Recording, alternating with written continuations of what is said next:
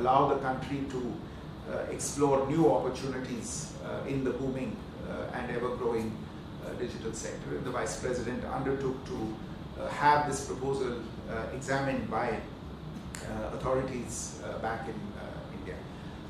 The Vice President made the point and in fact echoed the point that has been made by Prime Minister Modi in the past when talking about the relationship with neighboring countries, which is that the objective of India, especially in the relationship with Sri Lanka, is to grow and grow together and to march to greater heights in this joint journey towards growth. The next engagement of the Vice President was at Temple Trees, the official residence of the Prime Minister of Sri Lanka, where he was received by Prime Minister Dr. Harini Amarasuriya for a discussion over lunch.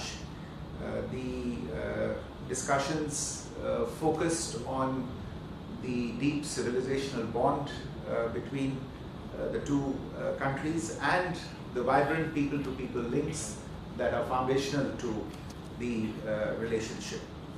The Vice President and the Prime Minister, who is also the Education Minister, discussed cooperation in the field of education. And I would just underline here that during this visit, the Indian side is also making an announcement regarding the enhancement of the Ceylon Estate Workers Education Trust Scholarship Scheme. The number of scholarships under this scheme is being doubled from 350 to 700, and the monthly stipend is being increased from Lankan rupees 2,500 for A-level students and to Lankan rupees 7,500 for those pursuing higher education. Later in the afternoon, the Honorable Vice President also met with leaders of the Sri Lankan Tamil and the Indian origin Tamil parties, as well as with leader of opposition, Mr. Sajith Premadasa. And just a short while ago, earlier this evening, he participated in a community reception at the new Kathiresan Hall in Colombo, where more than 1,000 members of the Indian diaspora, especially the Indian origin Tamil community, were gathered to meet him. During this reception, the Honorable Vice President announced the extension of the eligibility for the Overseas Citizen of India card. This was hitherto limited to the fourth generation of the diaspora. The Vice President announced that in the case of Sri Lanka, this will now be extended to the fifth and the sixth generation of the diaspora. And this will benefit in particular the Indian origin Tamil community. The Vice President also announced a significant simplification of the procedures for obtaining the Overseas Citizen of India card. This required fairly extensive documentation thus far, but given an assessment of the objective conditions obtaining in Sri Lanka, he announced that going forward, OCI cards would now be issued on the basis of documents that in several cases are documents that are issued by the government of Sri Lanka. So certificates of registration issued by Sri Lankan authorities, India-Sri Lanka passports, or registration records maintained at the High Commission of India in Colombo or at the Assistant High Commission of India in Kandy will now also constitute acceptable and valid documents for obtaining an OCI card. This was a long-standing request of the Indian diaspora in Sri Lanka, and this will benefit a large number amongst them over here. In addition, during the same community reception, the Honorable Vice President also announced the completion and handing over of the final tranche of houses under phase 3 of the Indian housing project. This phase 3 includes 4,000 houses for estate workers in the plantation regions of the central province, Uva, and the southern province of Sri Lanka. 3,855 units under phase 3 had already been handed over, and during this visit the remaining 145 units have been completed and handed over, marking a significant milestone in the progress of the Indian housing project. Some of you may be aware that the overall project, which was announced close to 15 years ago, has an overall commitment of nearly 1,835 crore Indian rupees. It's a flagship grant assistance project in Sri Lanka. If I'm not mistaken, it's probably the largest such Indian grant assistance project outside of India. 50,000 houses have already been completed under this project, and work on a fourth phase comprising 10,000 houses is now underway. The Honorable Vice President concluded the day's engagements by visiting and praying at the Kathiresan Temple and the Gangaramaya Temple in Colombo. Gangaramaya Temple in Colombo was also where earlier this year we had the Devani Mori relics from Gujarat that were on display. As I mentioned earlier, the Honorable Vice President will visit Nurelia tomorrow. He will go to Liddlesdale Estate in Ragala to meet and interact with some beneficiaries of the Indian housing project, and also visit a village where 166 houses have been constructed by India for the benefit of estate workers. He will also take the opportunity to visit the Sita Aman temple in Sita area, and from there he will return to Colombo and then depart for India in the afternoon of 20th April. Now, I have already referred to some of the announcements that have been made during this visit. In addition, there are two other announcements that I will draw your attention to. One is the announcement of the resumption of train services on the restored Northern Railway line. This is a project that was undertaken after Cyclone Ditwa and is a part of the rehabilitation package foreseen under that package. And the other one is the announcement of the completion of the installation of 3 more Bailey bridges, restoring connectivity in areas that had been impacted by Cyclone Ditwa in December last year. One of these is in the central province and 2 are in Uva. In addition to this, during this visit we have also seen the signing of memoranda of understanding between the two sides. I just draw your attention to a few of those. Essentially, this is the first set of 6 priority projects under the multi-sectoral grant assistance for the eastern province, again in the context of reconstruction post Cyclone Ditwa. This includes a women's empowerment project for establishment of batik training centers. All of these are in the eastern province.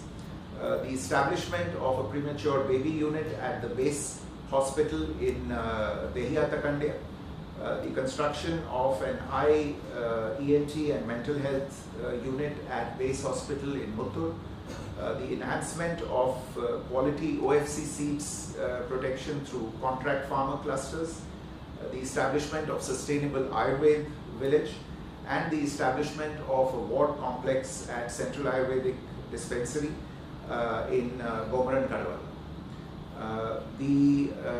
Just want to conclude by emphasizing once again that Sri Lanka remains a key partner in India's Mahasagar vision. Oh yes, there's one more rather important project that I didn't mention. This is the conclusion of an MOU for the construction of a 4-story medical ward complex at the District General Hospital in Mullaitivu. As I was saying, Sri Lanka remains a key partner in India's Mahasagar vision as well as its neighborhood first policy. This historic first ever bilateral visit by the Vice President of India to Sri Lanka follows a tradition of frequent high-level contact between the leadership of the two countries, and we have every reason to believe that it will further reinforce the centuries-old people-to-people ties that bind India and Sri Lanka. I'll stop there.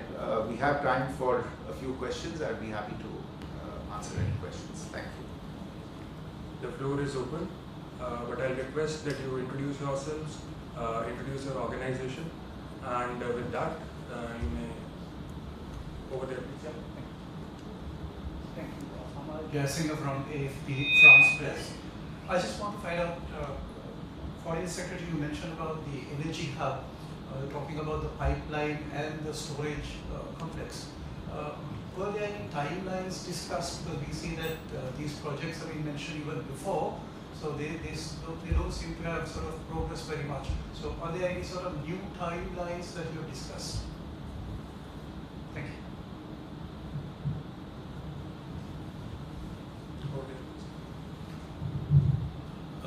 Is Motilal Isala. I'm from Rupavahini Corporation, the national television station of Sri Lanka.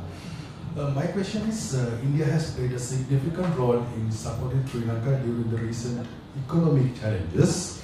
Could you outline the future areas of economic partnership and the investment that Sri Lanka can expect? Thank you. Foreign Secretary, I am Kalum Bandara from Daily Mirror. So my question is about the current status of disbursement of this financial package for post-ISPA reconstruction efforts.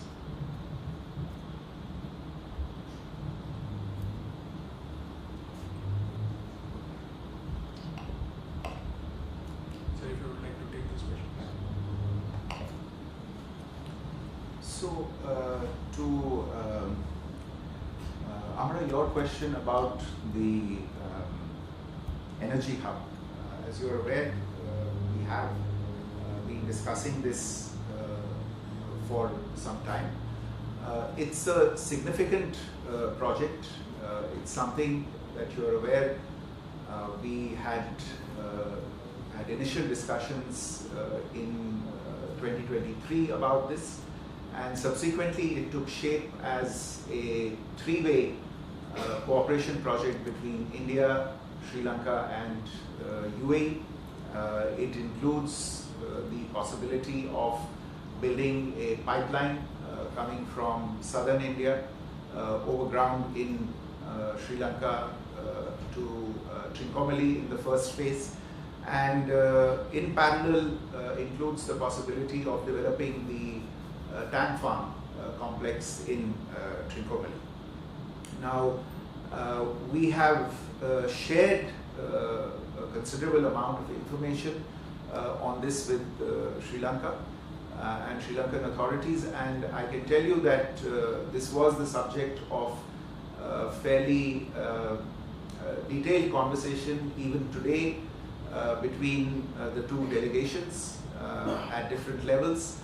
And one of the points that was made, which I also alluded to briefly in my remarks, was that progress on this project would have stood in really good stead, especially at a time like this when both energy prices and energy availability are becoming a difficult question for several countries around the world, especially in this region.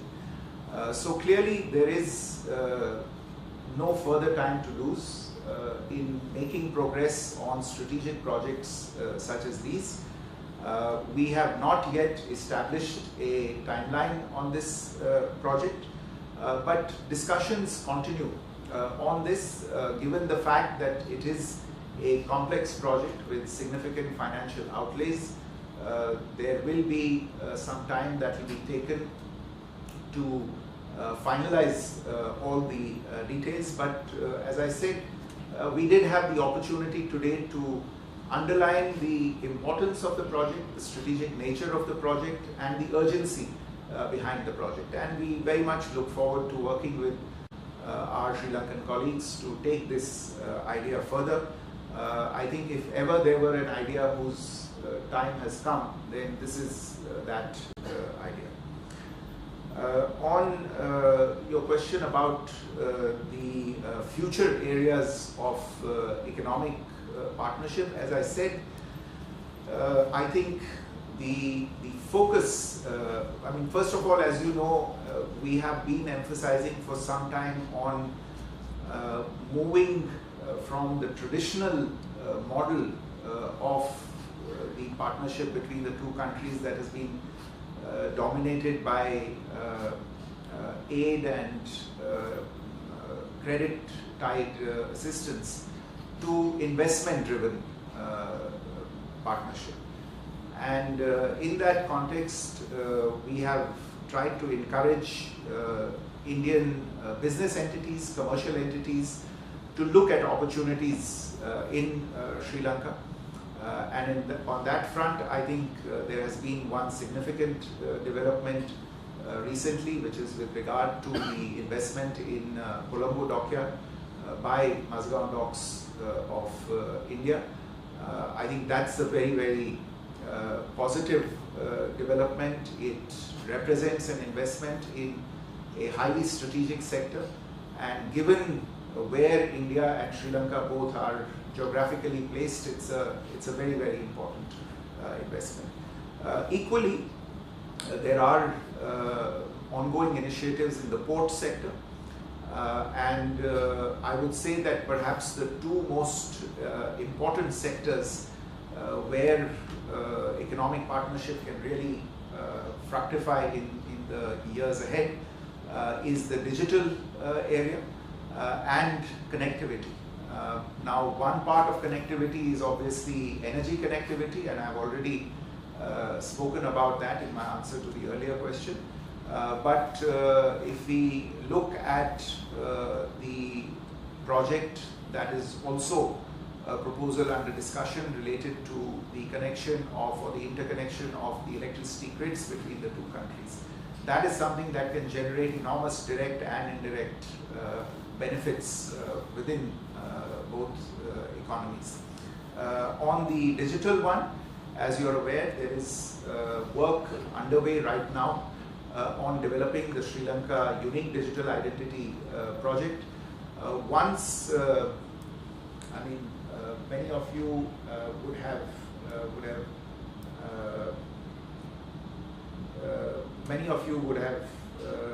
been following the progress of the Aadhaar project in India. I think once the basic digital backbone is established via the Sri Lanka Unique Digital Identity project, then the sky is the limit in terms of the kinds of applications and products that Sri Lankan companies, fintech companies, can build on the back of that particular infrastructure that is there. And while these products will be built depending on unique Sri Lankan needs and circumstances, we would obviously be very happy to share our experience of the kinds of products that have been built in India to essentially not just lead to ease of doing business, but even more importantly, the ease of living, as Prime Minister Modi often says. So this is, I think, a very exciting project in terms of economic cooperation in the years ahead. And finally, I would say that the discussions that we have had for some time now on the ETCA, the Economic and Technology Cooperation Agreement. I think that again is something where we are dealing with different parts of it anyway, but I think the ETCA would bring them together very powerfully under one umbrella and bring greater coherence to efforts on both sides. On Keluk, your question on the current status of the dispersal, I think I referred to some of the projects which are contained in the first tranche regarding which MOUs have been signed, and those are all grant-based projects, so they will get underway very, very quickly. I don't know if the High Commissioner would like to add something on this particular issue. See, there are two broad components of that. There is a $350 million line of credit, rupee denominated, and there is about 100 million that is on grant.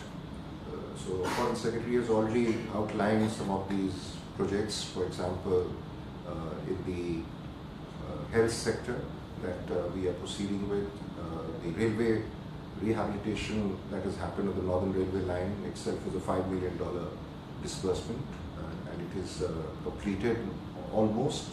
More importantly, the train services have resumed. There are also the Bailey bridges that have been supplied. I think we have 6 or 7 already instituted. These are all also more underway. As we speak, there are around 10 more which are under construction. So, as steadily, I would say, disbursement is beginning to happen in all the 5 pillars. We have also had progress on the disaster preparedness and disaster alert system that we are working towards for Sri Lanka, including an island-wide early warning system. So on that also some disbursements have happened and more has to take place.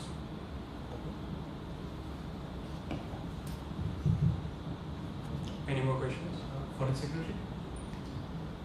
This is, my name is Shankar from Mataderana. This is regarding security concerns in the Indian Ocean. And I want to ask you, what are the security-related agreements that you have spoken during this visit? And also, another aspect to that is how do you view Sri Lanka being non-aligned in this Middle East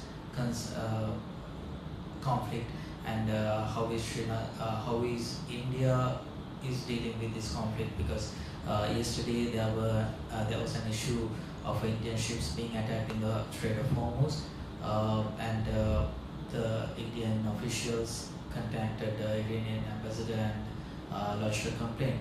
Are there any information regarding that as well? Foreign Secretary, I'm Dr. Faruqi from Prasar Bharati, public broadcaster. You mentioned that Vice President had discussions with leaders of the Indian origin Tamil community, as well as leaders from north and eastern part. Any details with regard to what exactly entailed in the discussions there?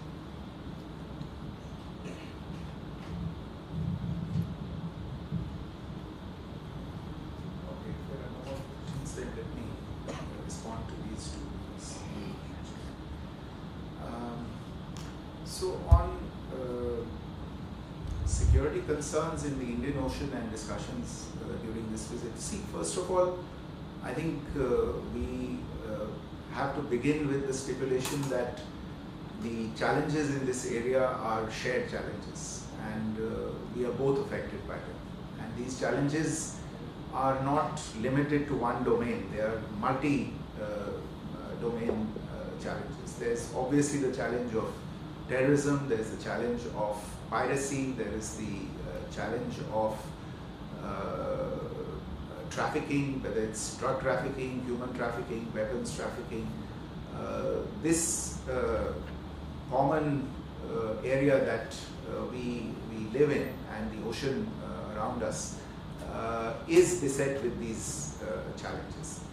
So one of the innovative constructs that India and Sri Lanka have been engaging on for the last several years, and on this actually cooperation is already well underway, and it's happening at various levels. But it is sought to be formalized under the rubric of the Colombo Security Conclave.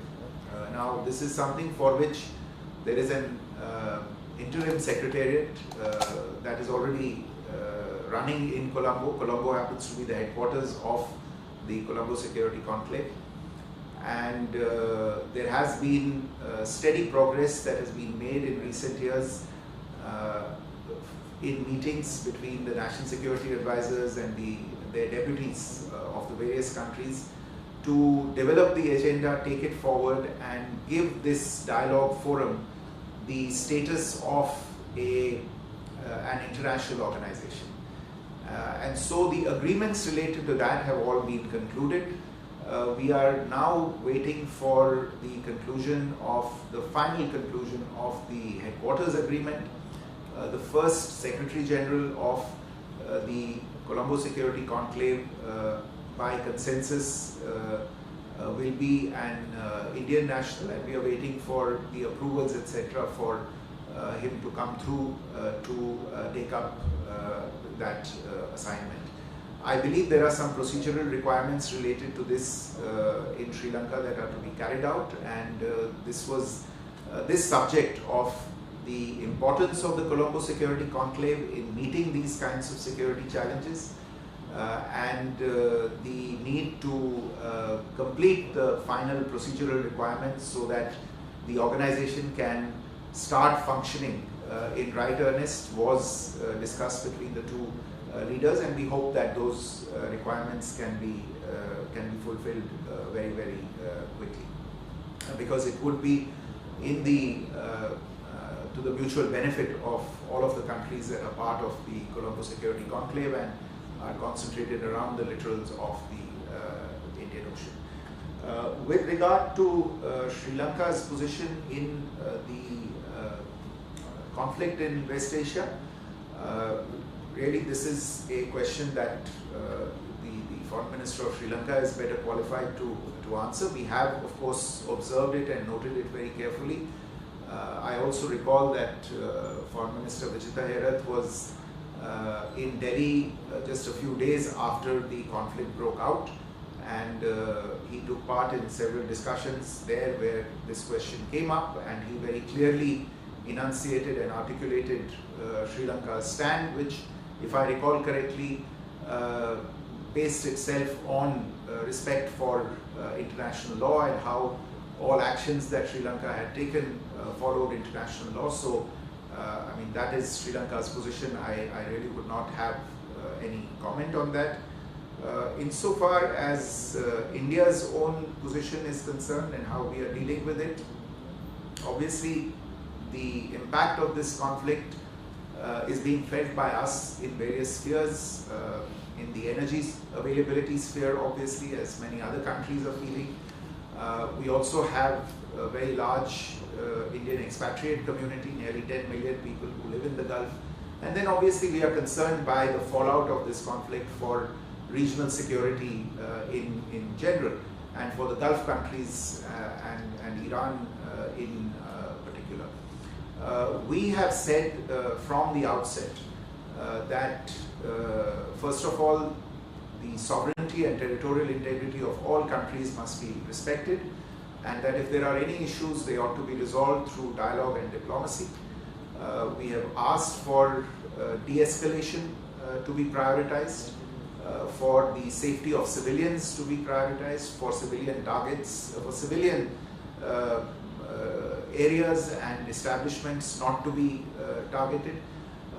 Most importantly, we have called for respect for maritime shipping and mariners. Concern for their safety is paramount as far as we are concerned. We were the first country to lose mariners on board merchant ships. I think 4 of our people on board ships were killed. I think 1 is still missing. And therefore we are extremely disturbed by the attacks that took place on merchant mariners. We have also maintained very, very clearly that international waterways must remain free and open for unimpeded passage of shipping of all kinds, whether it is energy related trade or other kinds of commerce. And this is the reason why, as you mentioned with regard to the incident related to Indian ships that came under attack yesterday, we were deeply disturbed by this, and we contacted the Iranian authorities and conveyed to them our very deep concern at this development, and for again to ensure respect for the safety of mariners and respect for the principle of unimpeded passage through international waterways, which is what the Strait of Hormuz is. Dr. Farooqi, your question on the meetings with the two groups that the Vice President met with today. Of course, in the meeting with the representatives of the Indian origin Tamil parties, the discussion was mostly focused on the multiple assistance projects that India is undertaking in these areas, and the various initiatives that are underway in the health field, in the education field, in the capacity building field for them. And he, of course, I mean, now that it has been officially announced, I don't think there's any harm in saying it. He did give them a sneak preview of the announcement that he was going to make later in the evening about the extension of the OCI eligibility scheme and the relaxation of procedures for obtaining the OCI card. And obviously the progress with regard to various housing projects, of which the people living in the plantation areas are the primary beneficiaries. He spoke to them about it. With the Sri Lankan Tamil party leaders, as you can imagine, a lot of the focus was on the status of the resolution of post-conflict issues, issues related to the restoration of rights over properties, lands, etc., that were affected by the long conflict in Sri Lanka, and also the possibility of moving forward on issues related to devolution, things like provincial elections, etc., which it was noted by many leaders were part of or figured in the government's own platform, in the ruling party's platform, as things that they would be looking at, and there was an exchange of views on these issues. That's. Thank you all. Yeah. Thank you. Just one more question. Yeah. From Secretary. There have been discussions by central bank governors of both countries regarding trade being done using Indian rupees, especially for trade and tourism sectors. Have there been any discussions regarding this during this visit? Not on this specific subject during this visit, but I know that this is an issue that has been discussed for quite some time, and I think local currency settlement of trade is probably already happening between the two countries, and there is some discussion also on linking payment systems between the two countries. But I think the High Commissioner would have the latest details on this. Yes, both of them are happening, and in addition, Sri Lanka is also being declared as a country where individuals, entities, companies have been made eligible to borrow in Indian rupees. So the idea is, and you know that UPI is already active in Sri Lanka, and Indian tourists have been using it. So the idea is that more and more rupee denominated economic exchanges can happen, whether it is in the trade or in the investment sector. Thank you. Thank you, everyone.